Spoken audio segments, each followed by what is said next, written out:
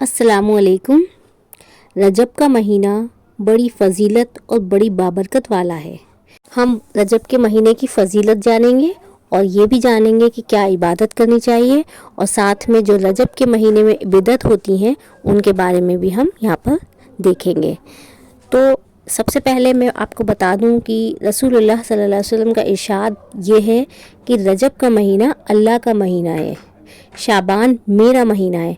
यानी जो रजब के बाद आएगा शाबान का महीना वो मेरा महीना है और रमज़ान मेरी उम्मत का महीना है।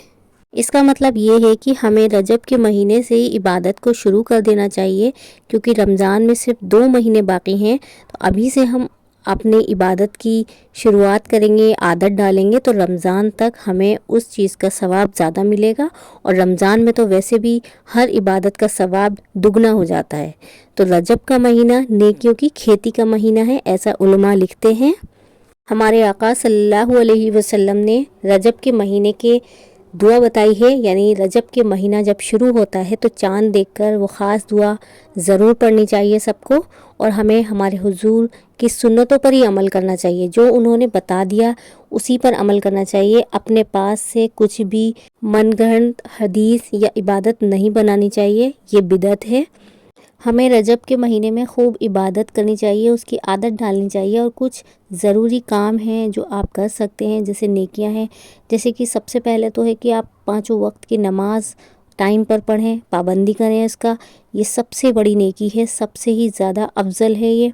और हम दुआ का एहतमाम कर सकते हैं, अपने लिए दुआ करें। अगर आपके फ़र्ज़ रोज़े छूटे हुए हैं पिछले रमज़ान के तो आप वो भी अदा कर सकते हैं इसमें, और आप एक्स्ट्रा नफली रोज़े भी रख सकते हैं और कुरान की तिलावत भी कर सकते हैं। तो ये सब काम हमें करने चाहिए। रमज़ान को पाने की दुआएं भी मांगनी चाहिए, क्योंकि बहुत से लोग रमज़ान से पहले ही रुखसत हो जाते हैं, उनका इंतकाल हो जाता है। तो हमें हमेशा ये दुआ मांगनी चाहिए, क्योंकि रमज़ान में सिर्फ 2 महीने बाकी हैं, कि अल्लाह ताला हमें रमज़ान के फ़ज़ल से हमें नवाजे। रमज़ान की बाबरकत महीना जिसमें नेकियों का सवाब दुगना हो जाता है, इसलिए हमें रमज़ान को पाने की दुआएं ज़रूर मांगनी चाहिए।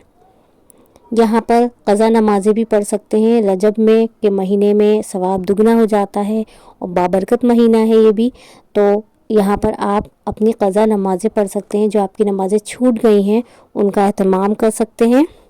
लेकिन कुछ लोग यहाँ पर कुंडे बनाते हैं, रोज़ा रखते हैं 27 रजब का, या पूरी बनाते हैं। बहुत सारे ऐसे काम किए जाते हैं जो बिदअत हैं, जैसे कुंडे बनाना है या हज़ारी रोज़ा रखना है। बोला जाता है कि 27 रजब को शब मेराज होती है और उस रात में इबादत करनी चाहिए और रोज़ा रखना चाहिए।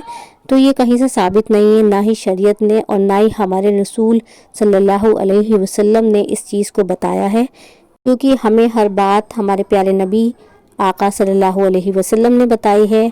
जो भी जिस तरह से भी किसी भी रोज़े का सवाब हो या किसी नमाज का हो, कोई ख़ास नमाज हो या कोई ख़ास रोज़ा हो, लेकिन हमारे आका सल्लल्लाहु अलैहि वसल्लम ने कभी भी मेराज का रोज़े के बारे में कोई ज़िक्र नहीं किया है, और ना ही अलग से नमाज़ें बताई हैं, नफली इबादत बताई है। बल्कि आप 27 रजब को भी इसी तरह से इबादत कर सकते हैं जैसे और रजब के महीने में और दिनों की इबादत करते हैं। और इसी तरह से ना ही कुंडे बनाना, कुंडे जो बनाए जाते हैं, पूरियाँ बनाई जाती हैं, वो कहीं से साबित हैं। तो हमें इस तरह की बिदअतों से बचना चाहिए और हमें अपने अक़ीदे को सही करना चाहिए।